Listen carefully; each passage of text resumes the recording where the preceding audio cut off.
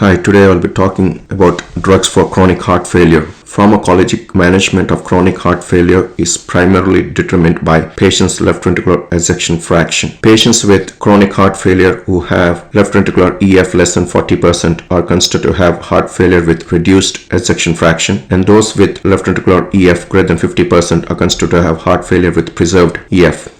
Heart failure with reduced ejection fraction. Standard treatment. All patients with heart failure with reduced EF should be on, unless contraindicated, an angiotensin receptor neprilysin inhibitor or an angiotensin converting enzyme inhibitor or an angiotensin receptor blocker, an evidence-based beta blocker, a mineralocorticoid receptor antagonist, sodium glucose cotransporter 2 inhibitor, and if volume overloaded, should be on a diuretic. African American patients, especially those with New York Heart Association class 3 to 4 symptoms, can benefit from addition of isosorbate dinitrate and hydralazine.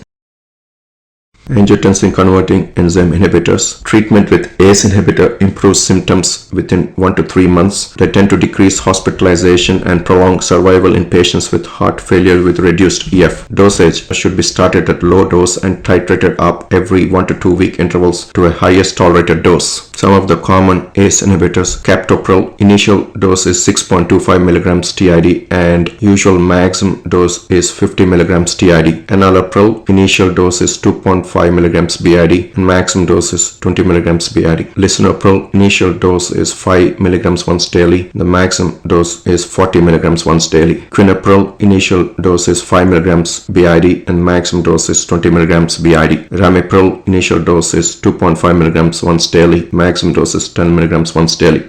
Adverse effects: cough. Less commonly, they can cause angioedema, cause hypotension. They should be used cautiously in people with serum creatinine greater than 3 mg per deciliter or bilateral renal artery stenosis. They should not be used in patients with history of angioedema. Drug interactions: they should not be used concurrently with angiotensin receptor blockers or angiotensin receptor neprilysin inhibitors. Use of ACE inhibitors with potassium sparing diuretics increase the risk of hyperkalemia. Use of angiotensin converting enzyme inhibitors with non-steroidal anti-inflammatory drugs may increase risk of renal impairment. Angiotensin receptor blockers. Treatment with angiotensin receptor blocker reduces hospitalization and reduces mortality in patients with heart failure with reduced ejection fraction. It can be used in patients who cannot tolerate angiotensin converting enzyme inhibitor because of the cough or angioedema. Candesartan and valsartan are FDA approved for treatment of heart failure. Some common angiotensin receptor blocker medications: candesartan, initial dose is 48 mg once daily, maximum dose is 32 mg once daily. Losartan, initial dose is 25 to 50 mg once daily and maximum dose is 150 mg once daily. Valsartan, initial dose is 40 mg twice daily, maximum dose is 160 mg twice daily. Angiotensin receptor blockers should be started at a low dose and should be increased gradually as tolerated at 2-week intervals. Adverse effects: they can cause hyperkalemia, hypotension. However, they do not cause cough. Drug interactions: they should not be used with angiotensin converting enzyme inhibitor or angiotensin receptor neprilysin inhibitor. Use of angiotensin receptor blockers with potassium sparing diuretics increase the risk of hyperkalemia. Concomitant use of angiotensin receptor blockers with non-steroidal anti-inflammatory drugs can increase risk of renal failure. Angiotensin receptor neprilysin inhibitor such as sacubitril valsartan, which goes by brand name Entresto, is FDA approved to reduce the risk of hospitalization and cardiovascular death in all patients with chronic heart failure. However, the benefits are most evident in those with heart failure with reduced EF. Dosage: recommended as an initial dose of 49-51 mg twice daily in patients who were previously taking a moderate to high dose of angiotensin converting enzyme inhibitor or angiotensin receptor blocker. Angiotensin converting enzyme inhibitor should be stopped at least 36 hours before starting sacubitril valsartan to avoid angioedema. It can also be given as 24-26 mg twice daily for patients currently on a low dose of angiotensin converting enzyme inhibitor or angiotensin receptor blocker. The doses should be doubled every 2 weeks as tolerated to a target of 97-103 mg twice daily. It is not recommended for patients with severe hepatic impairment. Adverse effects: hypotension, hyperkalemia occur less often with sacubitril valsartan than with angiotensin converting enzyme inhibitors or angiotensin receptor blockers. Drug interactions: sacubitril valsartan cannot be given along with angiotensin converting enzyme inhibitor or angiotensin receptor blocker. Concurrent use with potassium sparing diuretics increase the risk of hyperkalemia. Concurrent use with non-steroidal anti-inflammatory drugs can increase the risk of renal failure. Beta blockers. Long-term beta blocker therapy improves symptoms and clinical outcomes in patients with heart failure with reduced EF. Carvedilol, metoprolol succinate, and bisoprolol have been shown to reduce the risk of hospitalization and cardiovascular mortality in patients with heart failure with reduced EF. Beta blockers should be started at a low dose and should be increased gradually as tolerated at 2-week intervals. Some of the common beta blockers: bisoprolol, initial dose is 2.5 mg once daily, maximum dose is 10 mg once daily. Carvedilol, initial dose is 3.125 mg twice daily, and the maximum dose is 25 mg twice daily. Metoprolol succinate, initial dose is 25 mg once daily, maximum dose is 200 mg once daily. Adverse effects: fatigue, hypotension, bradycardia can occur during the first weeks of treatment. Drug interactions: carvedilol, which has additional vasodilatory activity, may cause more hypotension than bisoprolol and metoprolol. Beta blockers should be used cautiously in people with severe asthma due to increased risk of bronchospasm. However, this risk can be lower with metoprolol because of their beta-1 selectivity. Beta blockers should be used cautiously in people who are also on calcium channel blockers to decrease the risk of bradycardia. Mineralocorticoid receptor antagonists such as Aldosterone and spironolactone are recommended for patients with New York Heart Association class 2 to 4 heart failure with reduced ejection fraction who have a serum potassium level less than 5 milliequivalents per liter and eGFR greater than 30. When added to standard treatment in patients with heart failure with reduced ejection fraction, they have reduced the risk of hospitalization and mortality. Aldosterone and spironolactone have similar efficacy, and dosage is given in initial dose of 25 mg once daily, and the maximum dose is 50 mg once daily. Adverse effect: hyperkalemia occurs frequently, and this risk is higher in patients with renal impairment and in those taking angiotensin converting enzyme inhibitor, angiotensin receptor blocker. Mineralocorticoid receptor antagonists should not be started if the potassium level is greater than 5 milliequivalents per liter.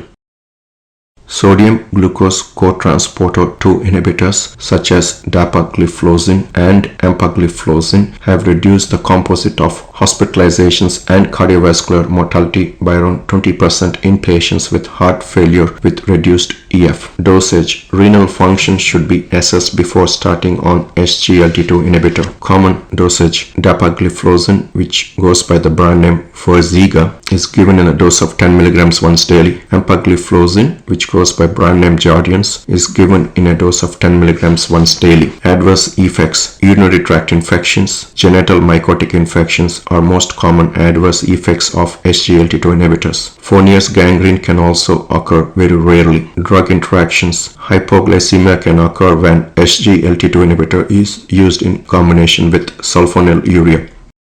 Diuretics: most patients with heart failure develop fluid retention at some point. Diuretics provide symptomatic relief of pulmonary and peripheral edema. Their effect on survival is unclear. Loop diuretics such as furosemide, bumetanide, and torsemide are more effective than thiazide diuretics. Bumetanide and torsemide are better absorbed than furosemide. Dosage: diuretics should be started at a low dose and titrated upwards until urine output increases and weight decreases. Furosemide, initial dose is 20 to 40 milligrams once or twice daily. The maximum dose can be up to 300 to 600 milligrams once daily or in divided doses. Torsemide, initial dose is 10 to 20 milligrams once daily, and the maximum dose can be up to 200 milligrams once daily. Bumetanide, the initial dose is 1 milligrams once daily, can be increased to 10 milligrams once daily. The most common adverse effect is hypokalemia.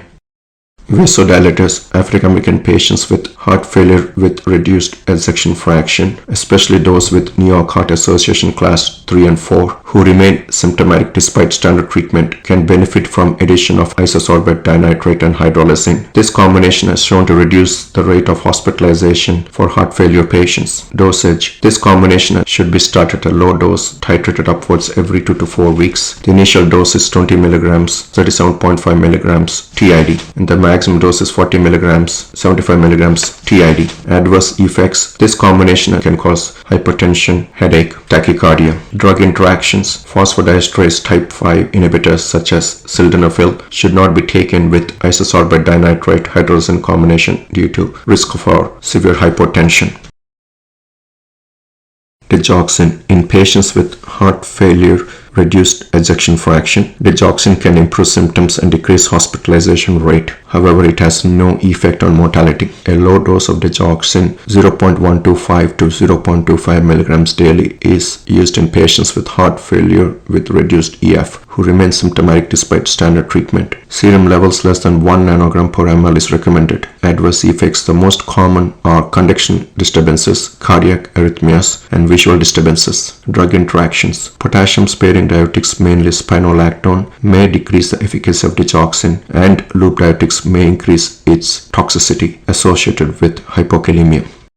Pregnancy. Angiotensin converting enzyme inhibitor, angiotensin receptor blockers, angiotensin receptor neprilysin inhibitors are contraindicated for use during pregnancy because of the increased risk of fetal complications. Beta blockers have been associated with fetal growth restriction, but beta-1 selective drugs such as metoprolol, bisoprolol are less likely to cause this effect. Mineralocorticoid receptor antagonists are teratogenic and should not be used during pregnancy. Sodium glucose cotransporter 2 inhibitors are not recommended during pregnancy. Digoxin is generally considered safe for use during pregnancy. Diuretics should be used with caution during pregnancy due to increased risk for hypovolemia.